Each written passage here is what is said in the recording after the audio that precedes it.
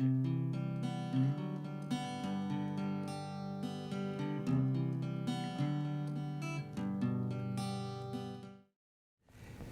we are in Guelph, Ontario, and I'm going to talk about a light bulb, Agrilux. What we must understand is the embedded knowledge in this bulb.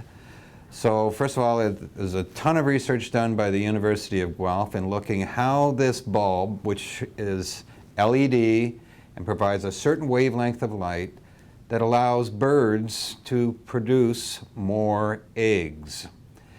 Well, we are in the Department of Animal and Poultry Science here at the University of Guelph, and this is pretty much where this research was initiated. We noticed that the light wavelength, different type of light sources had a different effect on the brain of chickens, and from there on, this is when we moved on to a more applied research. Well, the benefits of the LED technologies is we can really pinpoint and define the output spectrum, whether if you use some other light source, for example, incandescent, the spectrum is mainly on the red side, but they're very energy inefficient. On the other hand, compact fluorescents that have been very popular. One of the main problems is the spectrum is going to be closer towards the green side of the spectrum. They also have some issues in terms of ability to dim properly without flickering. So in essence, the LED, we can build whatever we want in terms of spectrum. They have a very long half-life, and on top of that, they are the most energy efficient. So ultimately, they should become the most appropriate product to be used by the industry. If we look at the modern layers, so the commercial modern layers, they are finely tuned. They are almost like egg-laying machine, and that's been going through decades of genetic selections and improvement. It is safe to say that on average, an average farm, depending on the production system, will be roughly around 325 to 335 flock average. Okay, and in our case, in the case of Douglas, we went from this kind of average number to 342. And now the last one, 344. So here we have improved the production by maybe a few percent. So we can really see now we're talking of a one-piece cast aluminum. There's absolutely no gap there. There's no way the dust can accumulate in here.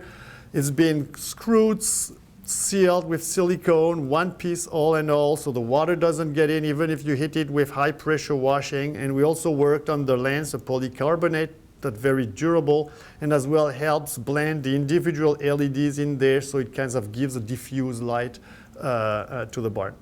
This socket is basically screwed into a pigtail, but during the pressure wash, the water was dripping down the pigtail and entered and accumulated around the button here and entered the bulb through the button. So wherever there is a gap, water can find its way. So the latest and final improvement was to actually redesign that socket hand here to make it a one piece as well, so there's no way for the water to get in.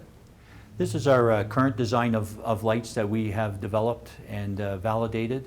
And at the very beginning, during the initial stages of the research, this was the first bulb that we worked with, and it was a 6-watt bulb for the layers farm at Dykstra Farms. So as you can see, there has been a definite big improvement and distinct improvement over the original design.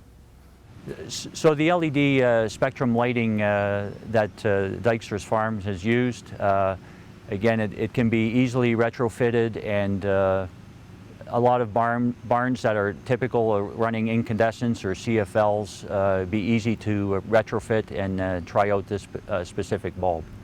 So I've been coming up here to Doug's farm for the past 2.5 years. We come up about once a month and we collect blood samples, we weigh the birds, we collect some egg production data, and we're just monitoring the flock over the past 2 years to see how the lights are affecting the birds.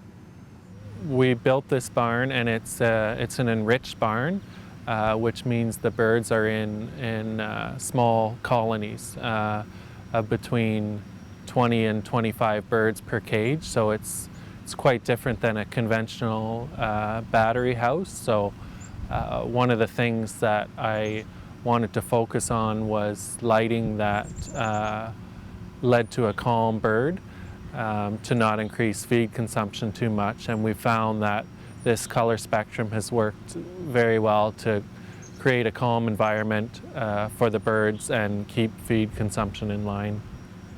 Well, and that's something that always we have questions about. Does that affect the quality of life of the chicken? Well, now we have to take a step back and look at what is the light perception of a chicken. Beyond the brain photoreceptor, at the eye level, the chickens have 4 types of photoreceptors, and they see much better in the red than we do. We have a really poor vision on the red. They see much better. So in fact, if we look at how they will perceive the light, their environment will look much better and much brighter for them than for us. It took us 3 years from here to here, but I think now we're pretty 99.99% confident. There's always that 0.1%, but I would say 99.99% confident that's the best that we can get.